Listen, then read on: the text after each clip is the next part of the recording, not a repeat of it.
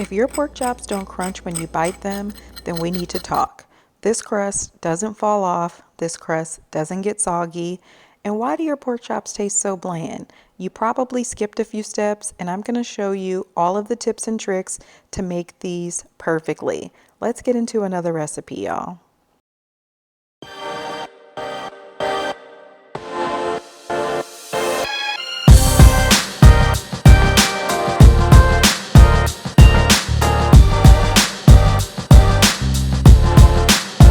Now I like to start with bone-in center cut pork chops. Those are just the absolute best in my opinion. They're easy to fry, they have a lot of nice good meat on them, and they are just my favorite, but use whatever you like. Boneless pork chops will work here as well. So first I'm going to start by seasoning up these pork chops. I'm going to season both sides and I'm going to rub those spices into the meat to make sure that those spices adhere to the pork. We don't want bland pork chops. So you have to first start by seasoning up your meat really well. Now for my breading, I'm going to use some flour and I'm going to season up that flour as well because I want these pork chops to be seasoned from the inside out. So I'm adding my flour and spices to a bag. I'm going to shake that up a little bit to get those spices equally distributed. And I like a little hot sauce on my pork chops. So I'm going to add some hot sauce to my egg mixture here.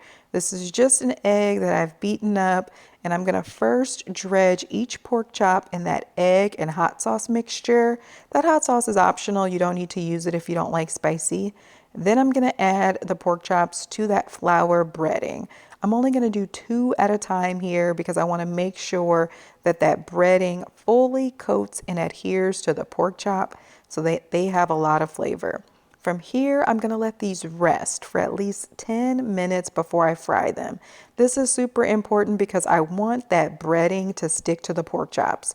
If you go and pan fry it right away, it's going to fall off and the pork chops are going to be soggy. We want these to be crispy and crunchy. I'm adding my oil to a pan here. When it reaches at least 350 degrees, maybe 375, I'm going to add the pork chops to that hot oil. These are going to need to fry for about 12 to 14 minutes, however long it takes for them to get crispy on both sides. And you want to make sure these reach an internal temperature of at least 145 degrees.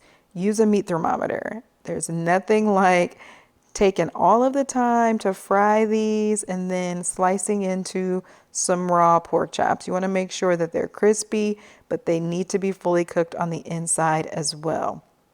Once I've tested that and made sure that these are done, I'm going to remove these and then I'm going to start on my second batch. But you need to make sure that your oil is back up to temperature. Make sure that it's at least 350 degrees before you fry another batch, because if that oil is too cool and not hot enough, then that's going to result in some pork chops that taste just like grease and they're not going to crisp up right.